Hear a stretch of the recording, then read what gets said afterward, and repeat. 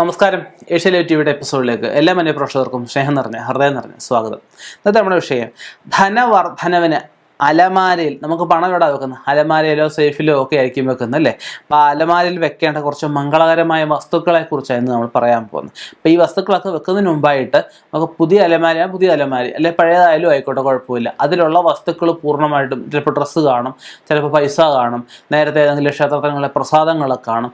അതെല്ലാം മാറ്റിയിട്ട് നമുക്ക് അടുത്തുള്ള അമ്പലത്തിൽ നിന്ന് കുറച്ച് പുണ്യാഹം അല്ലെ പഞ്ചഗവ്യം ജപിച്ച് വാങ്ങിച്ച് തളിച്ച് ശുദ്ധമാക്കിയിട്ട് അലമാരി എപ്പോഴും കിഴക്കോട്ടോ വടക്കോട്ടോ ദർശനമായിട്ടേ വെക്കാവൂ.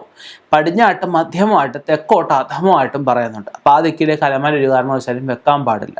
അപ്പോൾ അലമാരി നല്ല ശുദ്ധമാക്കി ഞാൻ ഈ പറഞ്ഞ കിഴക്കോ വടക്കോ ദർശനമായിട്ട് വെച്ചിട്ട് നമുക്കതിൽ വെക്കേണ്ട കാര്യങ്ങളെന്ന് വെച്ച് കഴിഞ്ഞാൽ ആദ്യം നല്ല ശുദ്ധമായിട്ടുള്ള തുണിയോ അല്ലെങ്കിൽ പ്ലാസ്റ്റിക് പേപ്പറോ എന്തെങ്കിലും എടുത്തിട്ടാ, അല്ലെങ്കിൽ സാധാരണ പത്രപേപ്പർ ആയാലും വിരിച്ചിട്ട് നമുക്ക് ആ പൈസ വെക്കുന്ന ഷെയ്ഫിനകത്ത് ഒരു പിടിയെങ്കിലും, അല്ലെങ്കിൽ ഒരു 11 അല്ലെ 7 9 എണ്ണമെങ്കിലും മഞ്ചാടി വെക്കുക.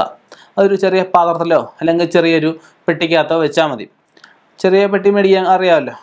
അതിനകത്തൊരു 7 9 11 എണ്ണം മഞ്ചാടി, അല്ലെങ്കിൽ ഒരു പിടിയായാലും കുഴപ്പമൊന്നുമില്ല.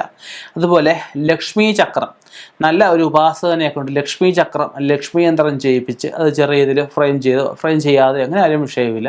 ആ മഞ്ചാടിയുടെ മുകളിൽ ലക്ഷ്മി ചക്രം വെക്കുക. അതുപോലെ ദശപുഷ്പം എല്ലാവർക്കും അറിയാം അല്ലേ? ആ ദശപുഷ്പം നമുക്ക് കുറച്ച് അതിനകത്ത് വെക്കുക.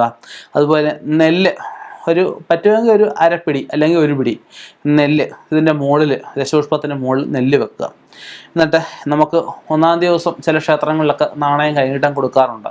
അല്ലെ വിഷുവിനായാലും നമുക്ക് കൈനീട്ടം കിട്ടിയ ഒരു നാണയമെങ്കിലും നമുക്ക് ഇതിൻ്റെ ഏറ്റവും മുകളിലായിട്ട് വെച്ച് അത് അടച്ച് നമുക്ക് വെച്ചേക്കുക. നിത്യം നമുക്ക് വീട്ടിൽ അശുദ്ധിയൊന്നുമില്ല സമയത്ത് നമുക്ക് ചന്ദരിയെങ്കിലും കത്തിച്ച് അതിനെ നമുക്കൊന്ന് ഒഴിഞ്ഞ് പ്രാർത്ഥിച്ചിട്ട് നമുക്കത് ബാക്കി ആ ചന്ദരി സെൽഫിനകത്ത് വെക്കണമെന്നില്ല, പൂജാമുറിയെ കൊണ്ടുപോയി നമുക്ക് കൊത്തിവെക്കാം. അപ്പം ഇങ്ങനെ നമുക്ക് വെക്കുന്നത് നമുക്ക് വരുന്ന ധനം നമുക്ക് വർദ്ധിക്കാൻ, നമുക്ക് ചിലവുകൾ, പ്രത്യേകിച്ച് പാഴ്ചെലവുകൾ കുറയാൻ, നമുക്ക് ഈ ആശുപത്രി കയറ്റം അല്ലെ ആശുപത്രിയിലേക്കായിട്ട് സാമ്പത്തികം അനാവശ്യമായിട്ട് കൊടുക്കുന്ന അവസ്ഥകളൊക്കെ ഉണ്ട്. അപ്പം അങ്ങനെയുള്ളവ കുറയാൻ, മഹാലക്ഷ്മിയുടെ കടാക്ഷം എന്നും ആ ഭവനത്തിലുണ്ടാവാൻ ഒക്കെ നമുക്ക് സഹായകമായിട്ട് വരും. അപ്പം ഇങ്ങനെയുള്ള കാര്യങ്ങൾ ശ്രദ്ധിക്കുമെന്ന് കരുതുന്നു. ഇനിയും ഇതുപോലെയുള്ള വ്യത്യസ്തമായ വിഷയങ്ങളുമായിട്ട് കണ്ടുമുട്ടാം. നിർത്തുന്നു. നന്ദി, നമസ്കാരം.